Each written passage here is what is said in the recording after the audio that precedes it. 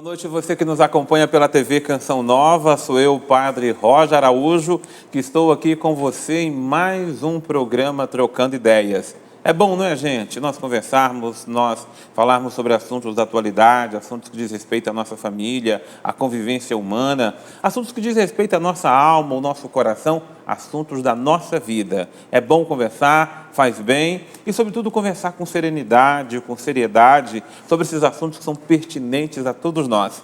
É por isso que existe o programa Trocando Ideias, que toda semana está com você, abrindo esse espaço para que você participe, para que você mande suas questões, para que você se interaja conosco. É muito bom ter a sua participação. Hoje eu digo a você, seja muito bem-vindo. Nós acolhemos com muito amor você conosco em nosso programa.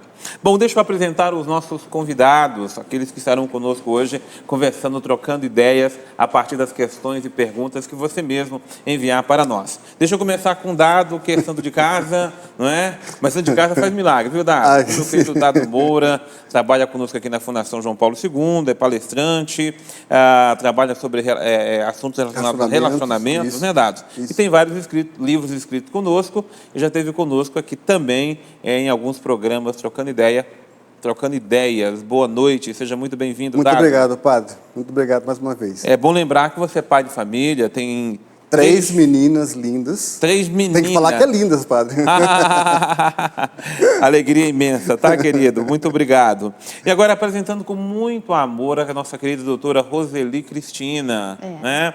Ela é psicóloga clínica. Olha, aqui o currículo dela é enorme. Acho que o programa todo eu não conseguiria explicitar aqui o currículo dela, não. Mas o mais importante é uma profissional de Deus. Amém. Né? Trabalhando, dando os seus dons, seus talentos, aquilo que Deus deu para ela, para poder ajudar a vida de muitas pessoas. Doutora Roseli, é uma alegria imensa tê-la aqui conosco no nosso programa Trocando Ideias. Eu digo a mesma, eu me sinto assim honrada pelo convite, viu, Padre?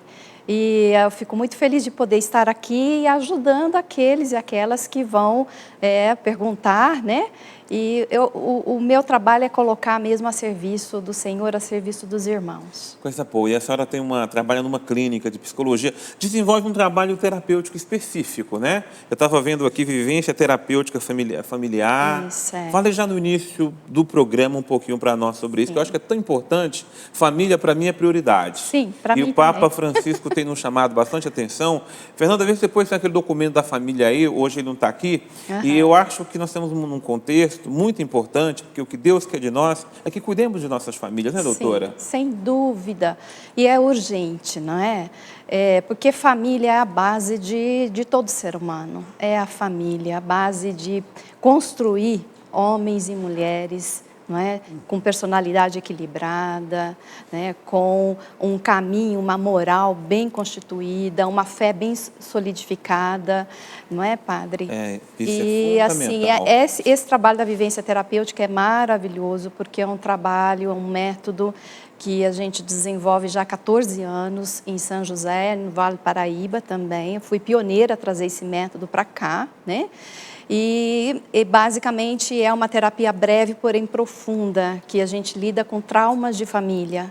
E a gente sabe que os traumas de família têm uma transgeracionalidade. Isso que é, assim, importante nós estarmos frisando. Ou seja, muitos, às vezes, dos sintomas dos pacientes estão ligados a fatos que aconteceram em gerações passadas e que está ressoando através da linha de família, né?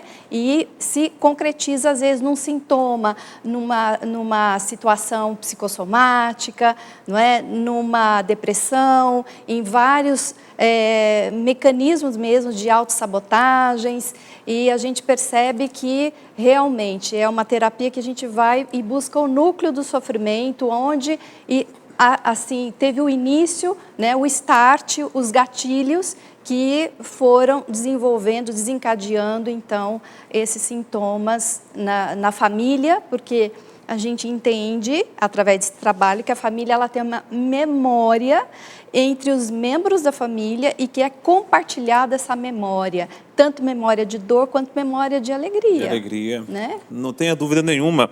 Bom, e eu acho interessante nós começarmos a nossa conversa justamente por isso, porque essa questão de cura entre gerações, a cura através dos nossos antepassados, ela é tão importante que, biblicamente falando, eu lembro que quando eu comecei a ser padre, eu falei, meu Deus, o Evangelho de São Mateus começa com a genealogia de Jesus. Isso. Nossa, mas que difícil, não é? Ali é a geração e vai de Isaac, vai para Jacó, vai passando por tantos nomes. Mas Jesus assumiu sua história. Sim. Jesus assumiu seus antepassados. Sim. Não é? E vamos ver que nos antepassados de Jesus, logo no início do Evangelho de Mateus, a gente vai ver que houve ali adultério, houve ali prostitutas, houve ali tantas situações humanas, Sim. como é a história de cada um de nós, na verdade. É. Não é? Então, eu acho que a Bíblia é uma luz que nos ajuda nesse contexto, e por isso que eu acho que é muito importante esse aspecto que a senhora traz, não é? O quanto é importante para nós Sim. cuidarmos da nossa ligação com os nossos antepassados.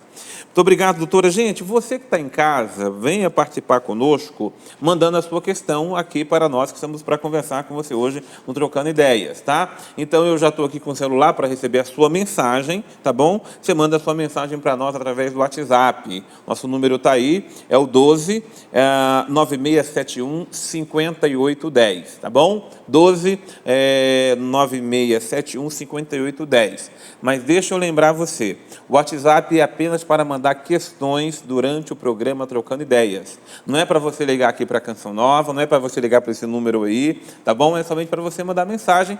E é importante que a sua mensagem ela tenha clareza, ela seja sintética, tá? Ela seja objetiva, mas que você diga seu nome e de onde você fala. Se você não quiser se identificar, a primeira coisa que você coloca é justamente isto: eu não quero ser identificado. Mas uma vez que você não quer ser identificado, isso não é problema, até talvez te ajude a ficar mais à vontade, mas é importante que você coloque dados para a gente saber, não é, do que se trata, qual é a sua situação, para que a gente possa, com maior clareza, os nossos convidados possam realmente responder às questões que você manda para nós. Já peço desculpa porque muitas pessoas dizem, nossa, mas eu mando a minha pergunta e não responde no programa. A gente procura responder, na medida do possível, todas as perguntas que chegam. As perguntas que nós não conseguimos responder aqui durante o programa, a nossa equipe procura durante a semana dar alguma justificativa para você, tá bom? Mas não deixe de mandar a sua questão, não. Muito bem. Deixa, então, eu começar aqui com o dado. O dado é o seguinte.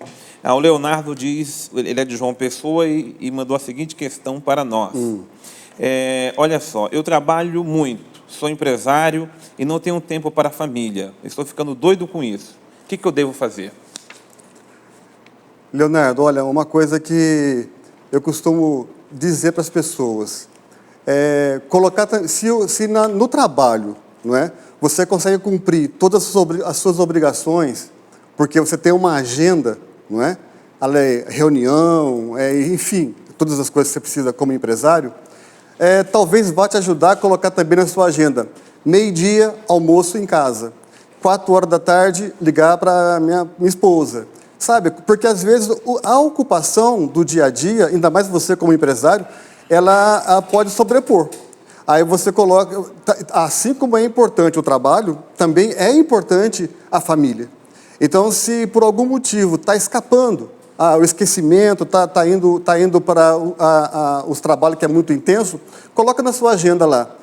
Meio-dia, como eu falei, o almoço, às 5 horas da tarde, ir para casa, porque às vezes a gente se ocupa com o trabalho, não é? E esquece. Eu sou o dono, eu tenho que pegar, como diz o ditado, né? O defunto, como é que é? O dono pega o defunto pela cabeça, uma coisa assim. Então, mas eu trabalho, ele vai estar lá amanhã no dia seguinte, né? Então, 5 horas, 6 horas, se for o tempo que se para o serviço, o expediente, vá para casa às 6 horas. Amanhã, 6 horas da manhã, 7 horas, retoma o trabalho, com maior tranquilidade. Mas eu acho que é importante isso, sabe, padre? A gente colocar também na agenda aquilo que faz parte, que fez parte primeiro da nossa situação. Porque antes de você ser empresário, você tem a família, não é? Então, o seu negócio, ele é até uma consequência daquilo que você abraçou antes, para poder suprir a casa, você também tem agora esse empreendimento. Então, a família também é importante. Então, se está esquecendo alguma coisa, põe lá na sua agenda, né? Os compromissos também familiares. Buscar o filho na escola, enfim, essas coisinhas que fazem parte, né? até antes mesmo do trabalho empresarial. Eu acredito que na vida tudo é uma questão de prioridade, né? E uma prioridade para quem constitui uma família, a família é prioridade, Sim, não é? sim. É questão de você realmente colocar não só na agenda, porque ela é importante, é algo que já ajuda a te direcionar, mas precisa estar no coração, que a minha Nesse família... primeiro instante, né? Aham. Que a minha família... Mas eu até digo isso, que eu acho que a gente tem que trabalhar dentro do nosso coração isso como prioridade, não é? Ou seja, eu sei que eu preciso sustentar a minha família, mas a minha família não vive só do pão, não vive só do sustento material, porque de repente você pode dar tudo que a sua família precisa, até mais do que ela precisa materialmente falando, mas a presença na sua família não acontece. Sabe que eu observo, padre, há muito conflito atualmente, porque o tempo para o trabalho tem sido cada vez mais exigente, né? E para a família, para se dedicar à família, parece que está ficando cada vez mais exprimido. Então, o ser humano que realmente tem a consciência da prioridade da família vai sim se sentir em conflito e vai gerar culpa, né? E assim, mas eu vejo que muito mais do que o tempo de estar com a família é a qualidade desse tempo que você vai lidar com a sua família, né? De você Exatamente. realmente se dedicar e estar dando atenção no momento certo, com aquele envolvimento afetivo, né? Porque o que acontece muitas vezes é que, às vezes, os pais, por sentirem culpa, compensam através de coisas. E filhos não querem coisas, filho quer pai e mãe. Recentemente, até, padre, complementando a pergunta do Leonardo, eu até fiz um artigo, né? E nesse artigo dizia, está até nesse livro aqui, inclusive, O Que Não Me Disseram Sobre a Vida 2. Eu digo o seguinte, que muitas vezes nós podemos ser ótimos profissionais, não é? Ótimos provedores Sim. em casa, ótimos em tudo, mas podemos falhar como pais, como namorados das esposas, como amantes das esposas, e assim por diante, e vice-versa, né? Eu falo aqui, é o cônjuge, de maneira geral, né? Sim. Podemos ser profissionais em tudo, mas podemos estar falhando como pai, como esposo, como amigo, enfim, nessa situação. Então, tem que estar atento. Muito bem. Doutora Roseli, a Rita, vamos identificá-la apenas como Rita, te pergunta o seguinte. Fobia social e dificuldade de se relacionar com as pessoas pode estar relacionado com algum trauma de infância? Como vencer? É necessário tomar algum medicamento? Sim, olha, aí a avaliação com o psiquiatra, ele vai determinar se precisa tomar ou não medicação. Muitas vezes há uma necessidade de intervenção farmacológica. Porém, a fobia social é um transtorno de ansiedade muito comum e recorrente nos dias de hoje. E, assim, pela experiência do meu trabalho, está muito ligado com aspectos de trauma de família, tá? Por exemplo, se uma geração anterior, os avós, um deles teve algum acidente, perdeu a vida, esse núcleo, essa memória, e aí então estava dentro de um contexto maior. Por exemplo, perdeu a vida e houve assim um impacto muito grande com a família e tudo mais, e esse luto não foi bem trabalhado. Então, esse impacto da perda, né, vai gerar algum tipo de transtorno nos descendentes. A gente já consegue constatar que isso é uma realidade. Pode ser de trauma de infância? Pode também. Então, precisa realmente averiguar se qual a origem, se está realmente na história do indivíduo ou da história da família do indivíduo. Agora, uma vez que constata, vamos lá, que você vai na história da pessoa, constata que ou foi na infância, ou foi, como a senhora citou, um problema lá com seus antepassados. O caminho da cura passa por onde? O caminho da cura passa por várias abordagens terapêuticas que são excelentes, né, de entendimento e às vezes, de tomar medicação, que também ajuda a diminuir o sintoma do desconforto, mas basicamente de ressignificar, de encontrar então ali a origem, de olhar o que realmente aconteceu e essa pessoa abarcar aquele acontecimento, despedir-se daquela pessoa que faleceu, e com isso ela vai, então, diminuindo a ansiedade e vai se sentindo bem melhor diante de situações onde ela está, né, junto com outras pessoas, que a fobia social, principalmente, é a sensação, o medo, o pânico de estar com várias pessoas. Com várias pessoas ao mesmo tempo. Tá, joia. Obrigado, doutora. O Dado, você já teve impulso por compras? Impulso por compra? Impulso por compras. Já teve aquela mania de comprar sem parar? Então, aqui o pernambucano que não quer ser identificado, a pernambucana, diz o seguinte: o que fazer para não comprar as coisas por impulso? Pensar 2 vezes, amigo. Porque... Às vezes dá tempo de pensar, né? Quando já comprou, né? Então, porque o que acontece, né? Às vezes a gente pensa que precisa, não é? Tem aqueles que são, assim, quase que viciados, não é? Ele pensa que precisa e já vai comprar. Aí que chega em casa, por que eu comprei tal coisa, não é? E também tem aqueles que são, assim, que são fissurados por eletrônicos, por computadores, aí fica naquela alma de sair um modelo novo, ele já trocou, enfim. Eu acho que o equilíbrio começa por aí, né? Até que ponto é necessário adquirir aquele produto? Até que ponto é necessário? Até que ponto é importante, não é, a aquisição de tal produto, não é? Porque e qual é o nível de prioridade? Porque lá em casa, padre, eu falo assim para minha turminha lá em casa. Eu falo assim: qual é o grau de prioridade entre ter isso e ter aquilo? Qual é o grau de prioridade?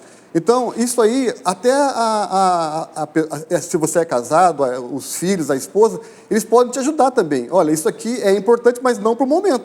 Pode ser que agora não seja propício para essa aquisição.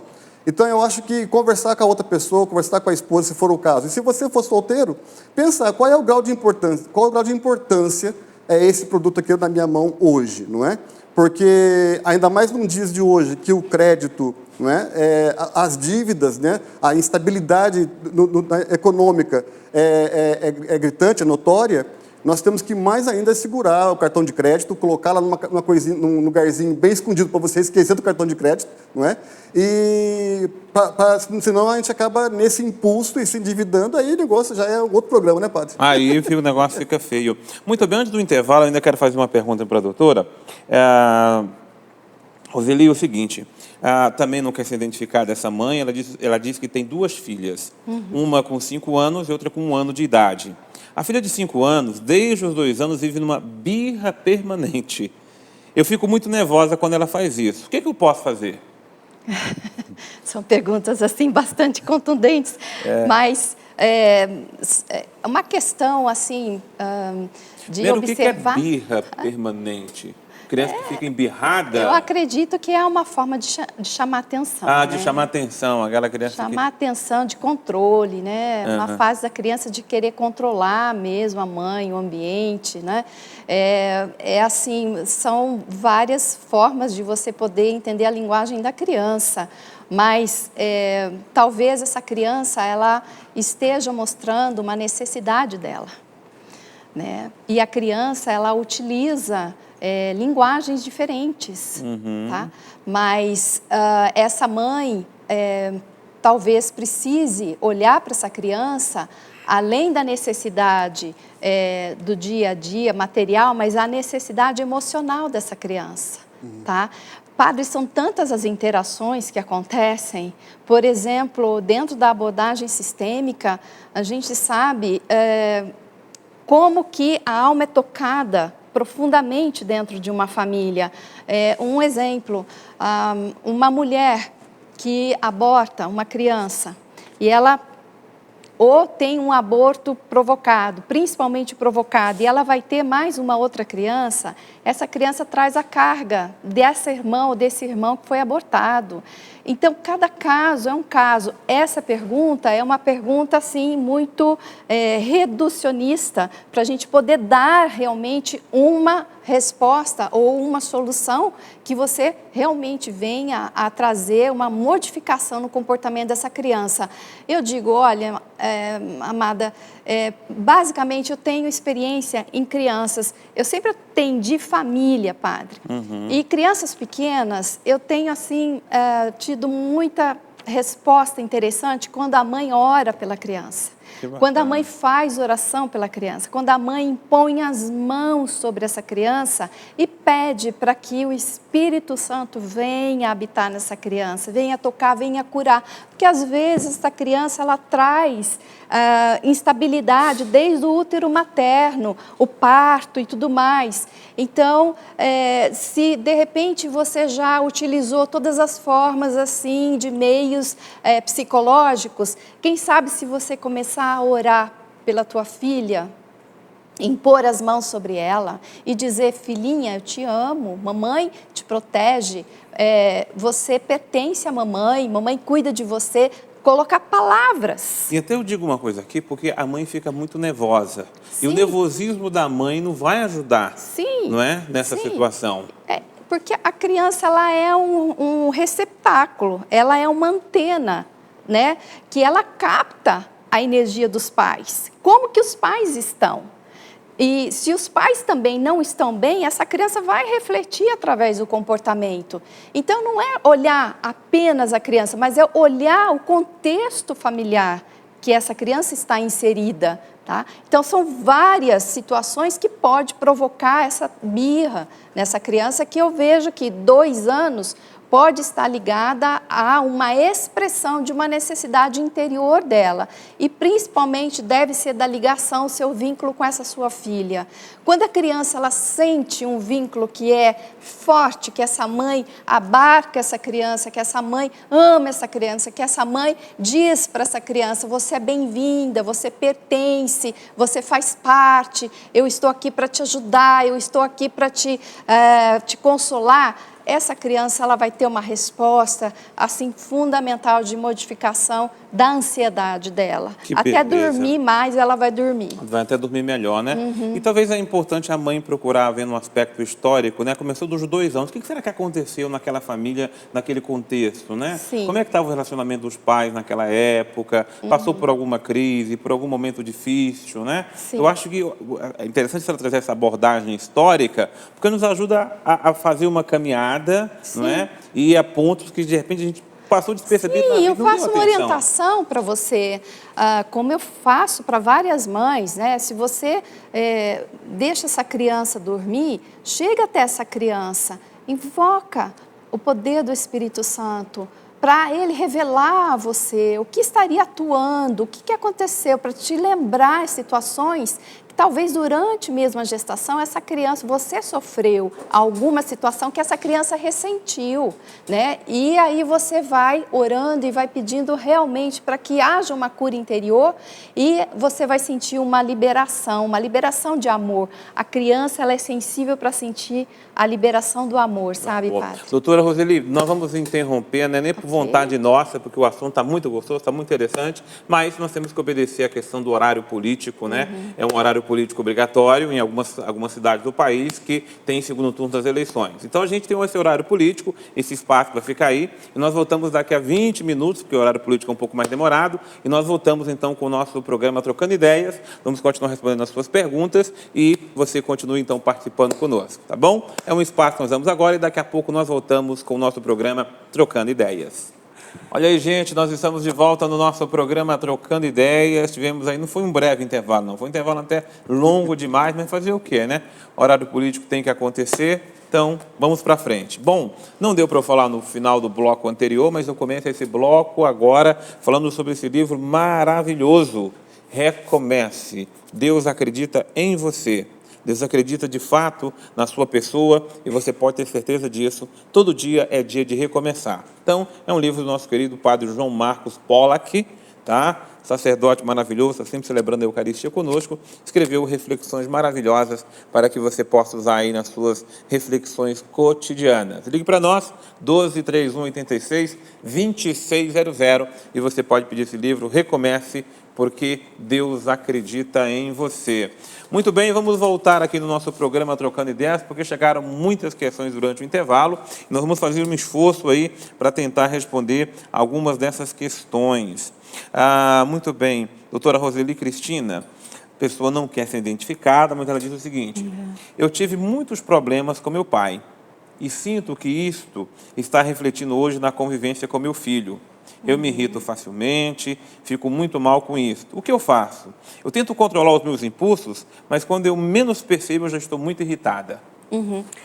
Então, as feridas com a paternidade, né, são intensas e profundas.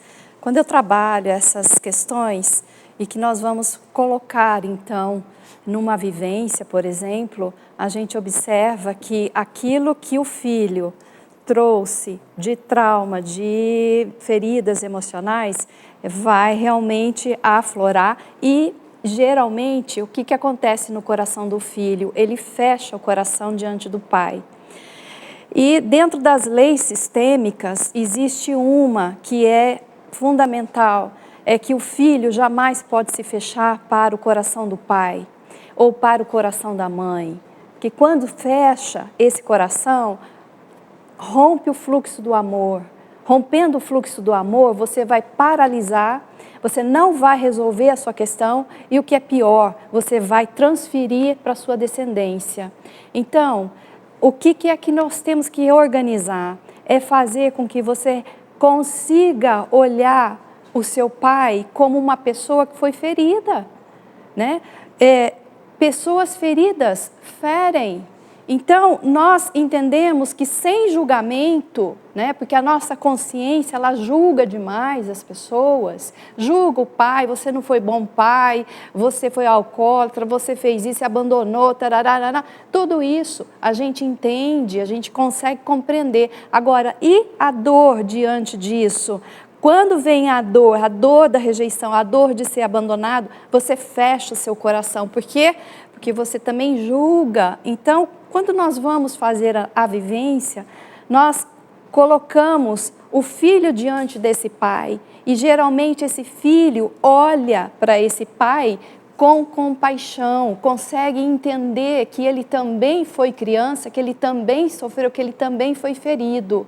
E fica muito mais fácil revitalizar, ressignificar esse vínculo. E uma vez que você toma o seu pai com amor, abarca o seu pai com amor, sem julgamento, olha, é quase que instantâneo que o fluxo do amor começa novamente a pegar o seu fio e o seu filho, né? Você em relação ao seu filho, você vai ficar impressionada de ver como que seu filho vai mudar em relação a você e você em relação ao seu filho. Então, sempre quando há um problema de confrontação, de que esse filho, ou essa mãe, ou esse pai não está se conectando, a gente precisa ver lá atrás.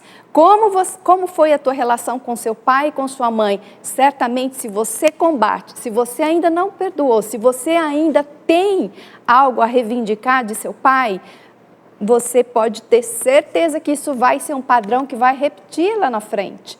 E para que isso se evite esse efeito em cascata, é necessário você se retratar, ressignificar com a figura paterna. Coisa boa. Muito obrigado, doutora Roseli. Dado, Oi, o Eduardo está te fazendo a seguinte questão. Xará, ele diz, eu sou engenheiro de produção, estou desempregado, angustiado. Fiz várias entrevistas e ainda não fui chamado. Me sinto em falta com a minha família. Eu trabalhei por 25 anos direto e agora estou nessa situação. Como superar este drama?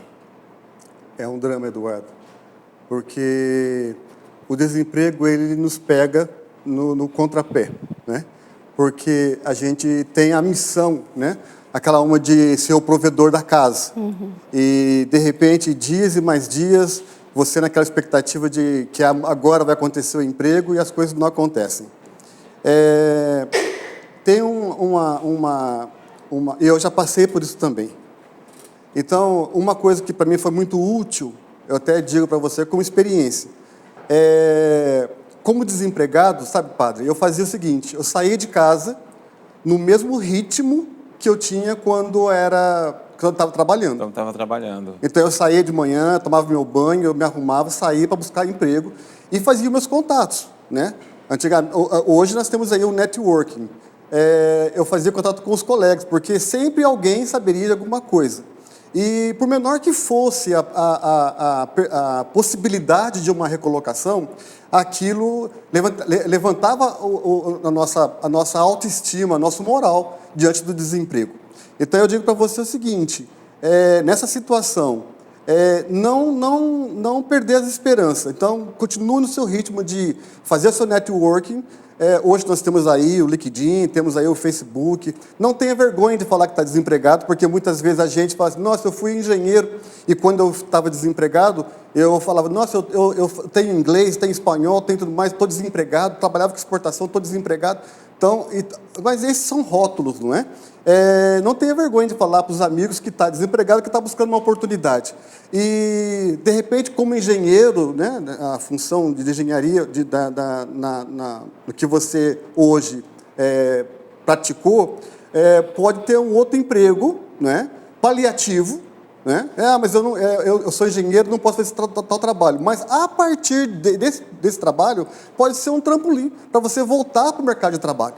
Porque hoje a situação está muito difícil. Então, se eu não consigo se eu trabalhar como engenheiro sênior e ter uma vaga para engenheiro júnior e a empresa tem essa possibilidade, com o teu talento, né, você vai poder mostrar que é capaz de exercer a função sênior, master, plus e por aí afora, né? Então, esse ritmo, mas eu acho que o mais importante é isso, esse ritmo de sair da sua casa, tomar seu banho e como se estivesse trabalhando é muito importante.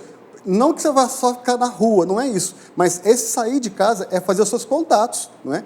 É buscar oportunidades com outras pessoas que estão trabalhando e, de repente, nessa conversa, vem aí a possibilidade de uma recolocação.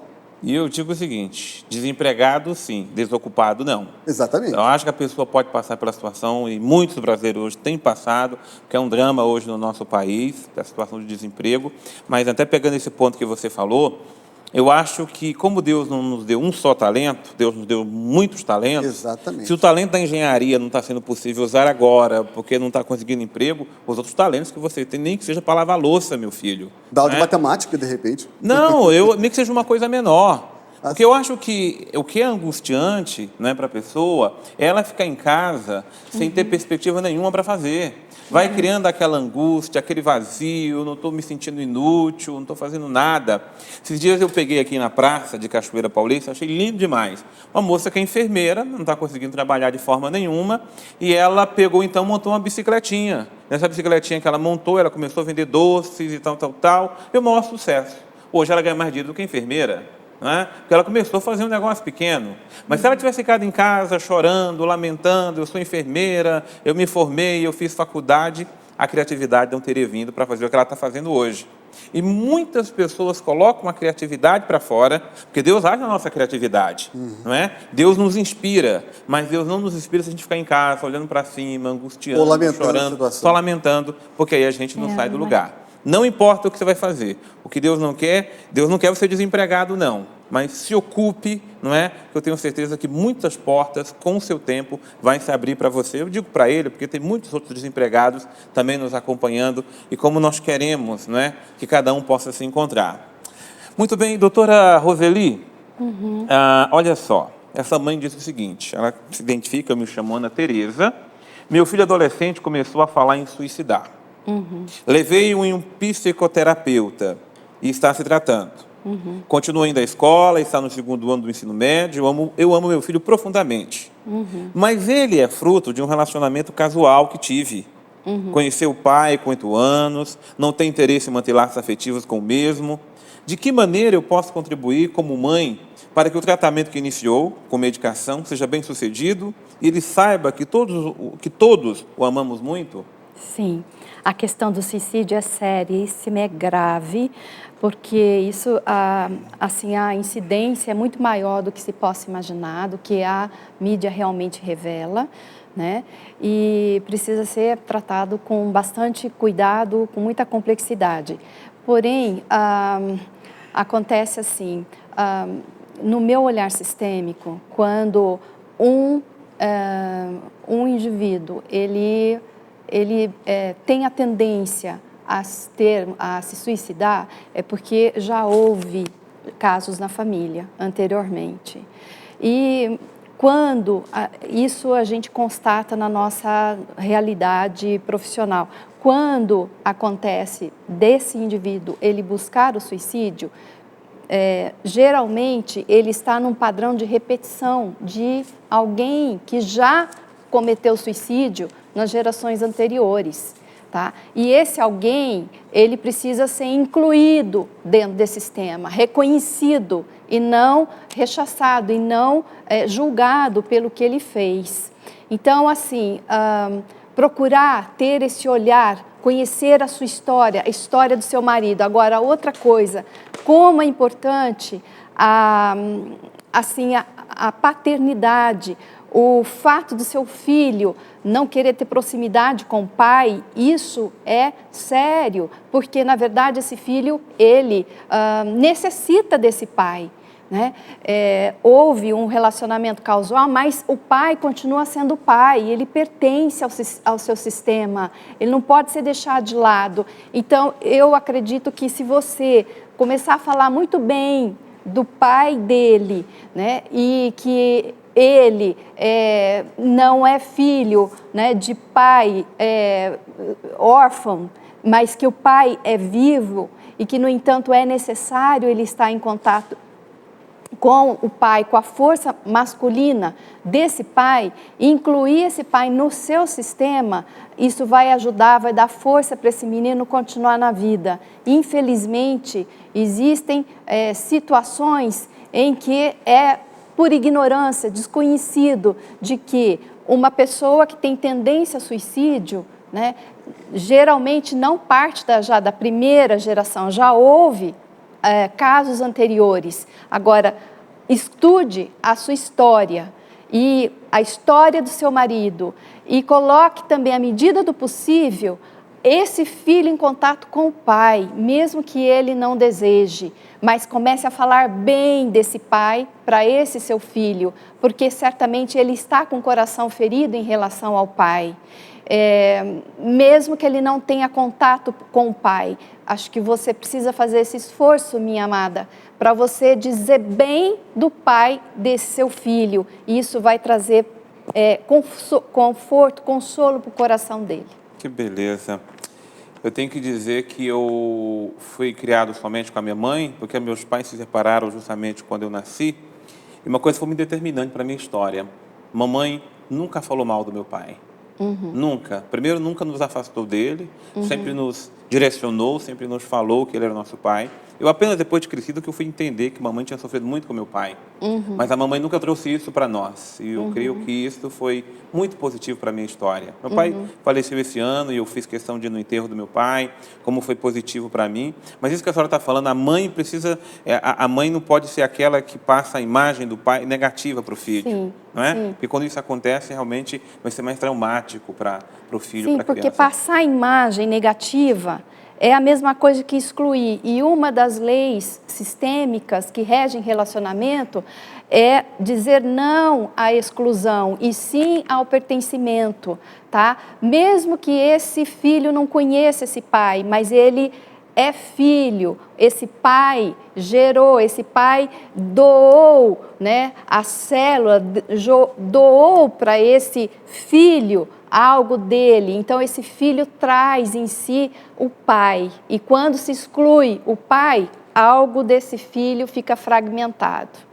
E ainda é mais grave ainda quando muitas vezes, muitas mães não faz questão nenhuma que o filho conheça quem é seu pai. Sim. Né? Eu digo que toda criança tem direito de ter o nome do seu pai na sua certidão de nascimento.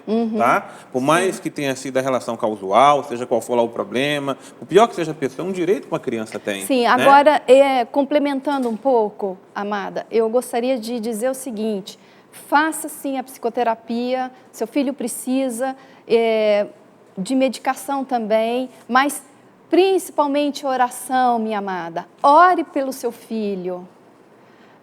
Nós damos muita ênfase, sim, à ciência humana, à ciência natural, mas nós temos a ciência divina, a ciência de Deus, né? Que Deus tudo pode. A gente sabe que existem casos, e mais casos, em que através da oração da mãe, né, o filho ele é curado, o filho ele é restabelecido.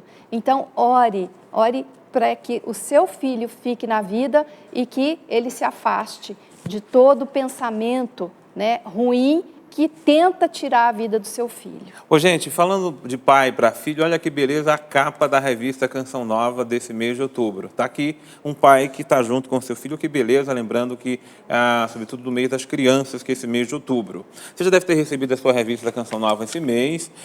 Se você não recebeu, talvez tenha tido algum problema, mas ligue para nós. Nos ajude a manter uma TV como essa, que ajuda tantas famílias no ar a evangelizar. É muito simples. É só ligar para nós, 12 31 86 2600 e dizer: eu quero ser sócio da Canção Nova, eu quero contribuir, eu quero dar a minha parte, eu quero realmente fazer parte dessa família, tá bom? Então você ligue para nós. Se você já foi sócio, não tem problema, volte a ser. Se você quer ser sócio pelo débito automático, nos ajude pelo débito automático. O que você não pode deixar de evangelizar conosco. Nós vamos para um breve intervalo, suas perguntas estão chegando e nós queremos tentar responder aquilo que for possível. Por isso a gente vai ali tomar uma água e já voltamos com você, trocando ideias. Que bom, gente, nós estamos de volta com o nosso programa trocando ideias com você, com a sua casa, com a sua família. Obrigado pelas suas questões, obrigado por estar participando conosco, obrigado por essa interação de amor que existe entre nós. Quero dar boas-vindas ao povo de Deus que está aqui no nosso auditório hoje, participando do nosso programa Trocando Ideias. Nós temos mineiros entre nós, cadê o nosso povo mineiro que está aí? Louvado seja Deus. Nós temos maranhenses entre nós, louvado seja Deus pelos nossos maranhenses. E nós temos um casal que é de Niterói, de Macaé, Rio de Janeiro, coisa boa, Deus abençoe. E a senhora é de onde mesmo? É a senhora que é de Niterói, que eu troquei a cidade aí. Niterói está aqui embaixo. E aí, a nossa irmã de Belo Horizonte, não é? Seja muito bem-vinda. São José dos Campos está aqui também presente conosco. Muito obrigado. E vocês, quando vierem a Canção Nova, venham participar dos nossos programas. É uma alegria ter você participando aqui conosco. Muito bem. Querido Dado, a próxima pergunta que chega é da Marcela, de Angra dos Reis. Ela diz o seguinte: dia 15 de novembro irei fazer um concurso, mas eu não consigo ter pensamentos positivos, acreditando que eu possa passar nesse concurso. O que eu devo fazer? Pode passar? Olha, Marcela, eu acho que você tem condições. Se você estudou, se você está aí empenhada, você tem condições. A primeira coisa que nós temos que fazer, eu penso que é tirar esse rótulo, né, que você é incapaz, né? E é muito fácil a gente pegar esses rótulos que as pessoas falam a respeito de nós mesmos, né? Então, a primeira coisa é você acreditar que está estudando, que você é capaz, que tem condições, que tem inteligência, não é? Que se você chegou até agora, você é uma vitoriosa, você passou por outras etapas também na sua vida, que demonstraram que você é capaz. Essa é mais uma fase, não é? Que você vai perceber que também foi capaz de superar. Se acaso não for a aprovação do concurso nesse momento, não tem importância, você ganhou a experiência, não é? Tudo é válido, não é? Claro, faz tudo o próximo. É válido. Então aí no próximo concurso você vai se preparar um pouco mais, não é? E vai ver que você é capaz de vencer essas etapas pequenas. Porque pequenas. Quantas coisas antes a gente pensou, não, eu não sou capaz, né? Quando eu me casei, eu não sou capaz de repente tocar uma família. E a gente vai aos poucos caminhando e aprendendo a fazer, não é? E você vai aprender a ser estudante, você vai aprender a ser profissional, você vai aprender a ser fazendo. Então você vai aprender, vai perceber que foi capaz de vencer num concurso, testando o concurso, fazendo o concurso, prestando a prova. Então, tire esse rótulo de incapacidade, né? Se você chegou até agora e você venceu as suas etapas lá no primário, no ginásio, nos cursinhos, você venceu em outras etapas também, é capaz de facilmente também passar por esse processo. Então, tire esse rótulo de incapacidade, né? E depois você me escreve dizendo o que foi o resultado do teu concurso. Muito bem. Marcela, nós acreditamos em você. Vai lá, garota. Eu acredito. Você dá conta, viu? Muito bem, querida doutora Roseli. A mãe não quer ser identificada, né? Essa mulher, mas ela diz o seguinte: a perda da mãe na vida do homem pode interferir na vida dele, sobretudo no casamento? Pode. A gente já trata assim muitas vezes de casos em que quando o filho, principalmente pequeno, perde a mãe, ele não consegue elaborar o luto. E é difícil para o filho elaborar esse luto, a perda, a ausência da mãe.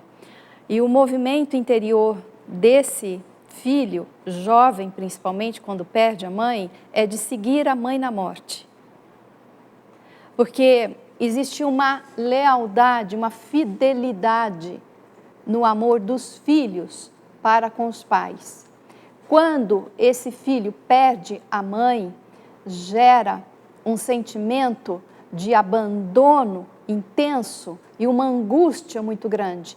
E esse filho, provavelmente, ele não vai saber lidar com esses sentimentos fortes, e a questão que vai perguntar, que vai ficar dentro: mamãe, eu quero ir com você, eu te sigo na morte, eu quero estar ao teu lado, eu quero te acompanhar.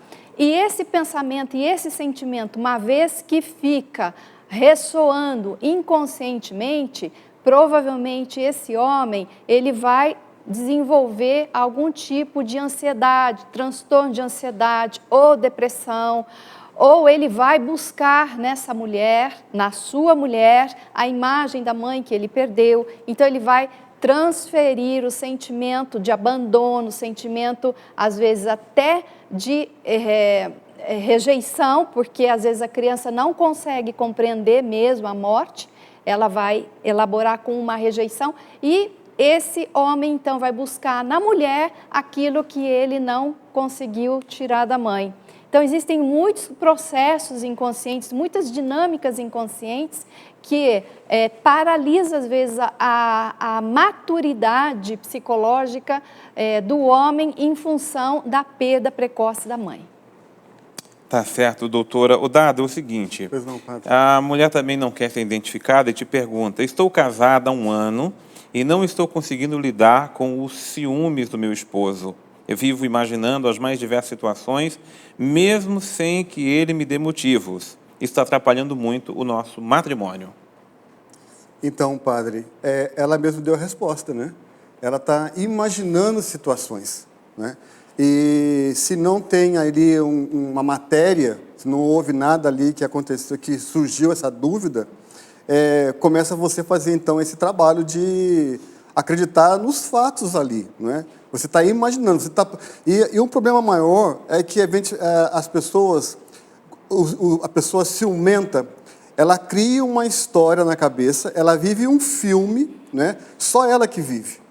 Então, e alimenta esse filme, alimenta essa história. O primeiro passo que eu vejo, o que podia ser feito nessa situação, é conversar com o marido dos pontos que você acha que são os cismas, né, para esse ciúme. Por exemplo, a amizade. Então conversa com ele: olha, eu tenho um ciúme da amizade de sua com a fulana, com a Josefina. Aí ele vai dizer quem que é a Josefina, né? E você pode também ser amiga da Josefina, se é a questão da amizade. Eu tenho ciúme de você porque você chega do serviço fora do horário. Procura saber os motivos, porque senão chega fora do horário do trabalho. Sem perguntar, você cria, não é? Você cria uma história e ali você vive toda aquela situação. Se perguntar, não, eu cheguei tarde porque o trânsito estava apertado, não é? Aí pronto, já está resolvido o problema. Agora, o que não pode é você criar, imaginar, como você colocou a situação, imaginar e viver a história dessa imaginação, né? Então, procura saber, dar sentido para essas coisas que você está vivendo. Se é a amizade, se é o computador, se é a carona que ele dá. E fala com ele: olha, tal coisa, tal brincadeira com fulano, isso aí eu não gosto.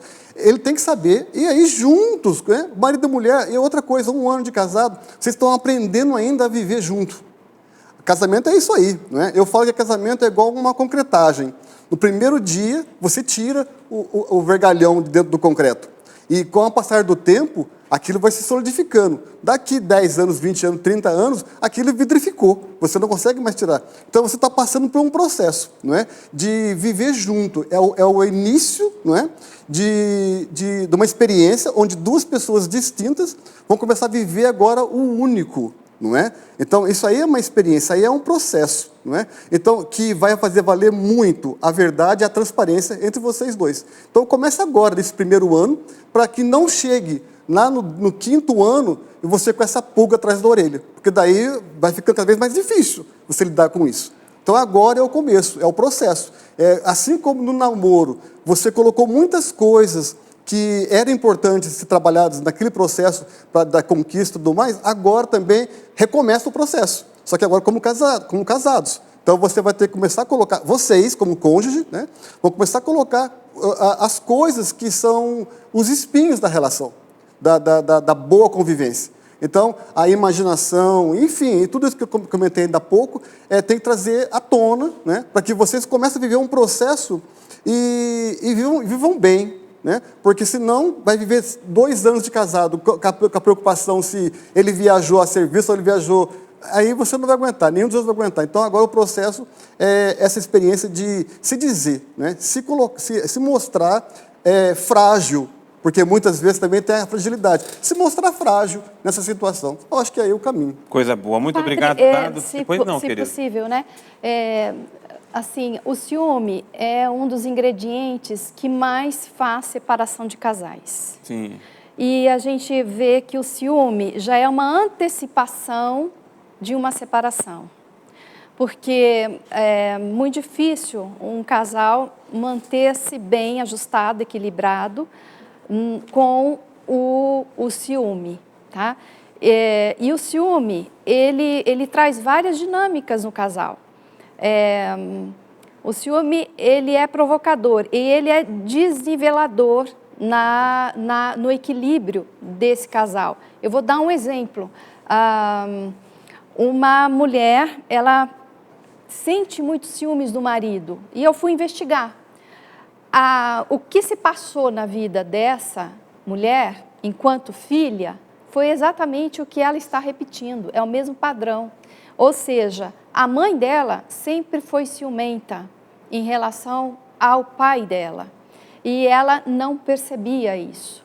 Então, esse padrão ele pode dar uma continuidade e você precisa se conscientizar de que se você não está conseguindo lidar com o seu ciúme, procure ajuda, porque o ciúme ele é uma porta muito larga para uma separação.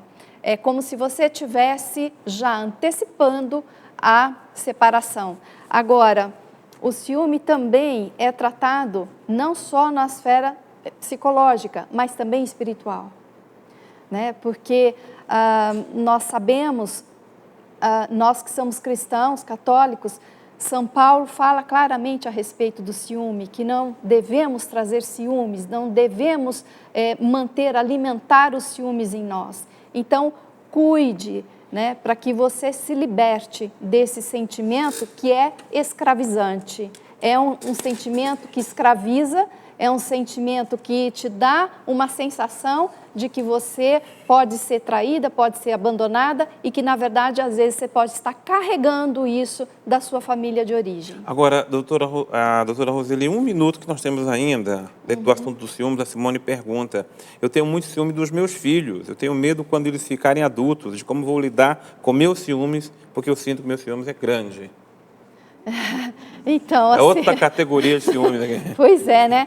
Então, a questão é que é uma questão de conceito. Você gerou filhos somente para você? Ou você gerou filhos porque você é um instrumento de Deus para colocá-los aqui e que Deus vai trabalhá-los? Porque os filhos não são nossos, os filhos pertencem a Deus, né? E acho que você tem essa síndrome de que você...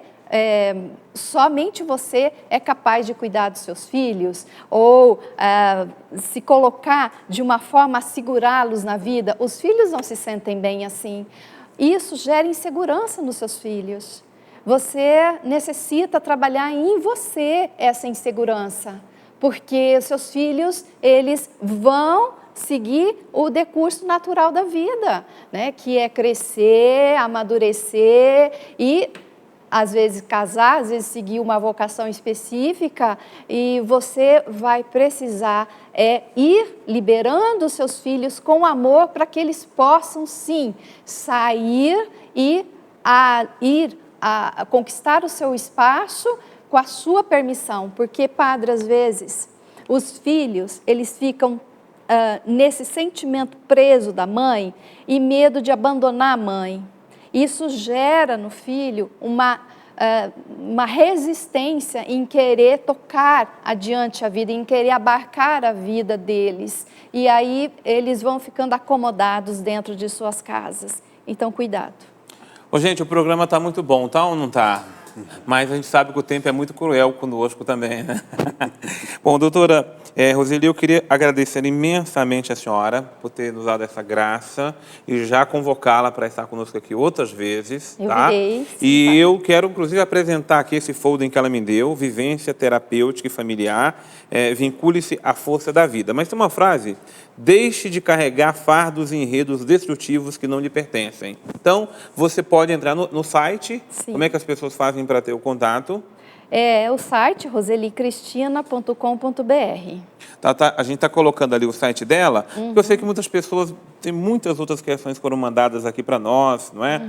Muitos outros casos, assim, que o tempo nem nos permite responder todas as questões. Claro, padre. Então, isso obriga a senhora a voltar aqui, Eu tá voltarei. bom? Com muita alegria. Pra trazer. Porque, na verdade, a minha alegria é poder servir a você, irmão e irmã, amada e amado Filho de Deus. E, mais que isso, levar o conhecimento para que você possa cada vez mais ser feliz, ficar liberado e ter comunhão com o Senhor, porque a vida é um dom e nós precisamos aprender a saborear e desfrutar esse dom maravilhoso que Deus nos deu, que é o dom de viver. Coisa boa. Vamos viver e viver bem?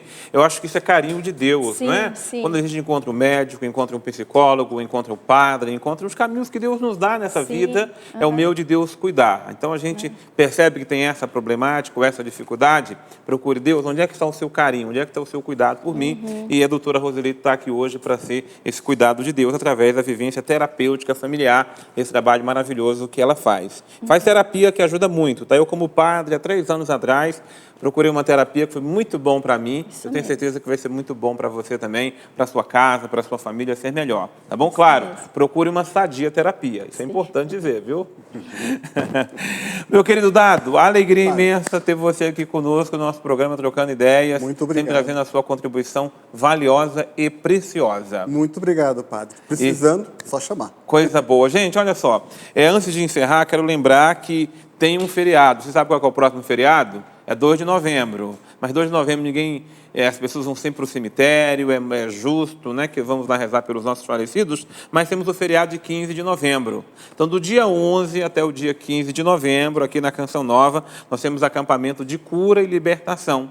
Estamos falando sobre isso no programa hoje. Quem é de nós que não precisa de cura ou de libertação na sua vida, tá? Então venha para esse acampamento que a Canção vai realizar aqui, Eunice Podaro, Roberta Nuz, Ricardo Ida, Padre Wagner Bahia, Irmã Maria Eunice e a presença internacional do Padre Duarte Lara. É só ligar para nós, 12 31 86 2600. Diga, olha, eu quero participar, não precisa fazer inscrição não, mas é só para você se informar melhor desse acampamento que com certeza vai ser uma bênção na sua vida. Nós ficamos por aqui com o nosso programa Trocando Ideias. Semana que vem nós temos a Semana da Família Canção Nova, a gente volta na outra semana com esse programa que é tão importante para todos nós. Uma boa noite e Deus abençoe você.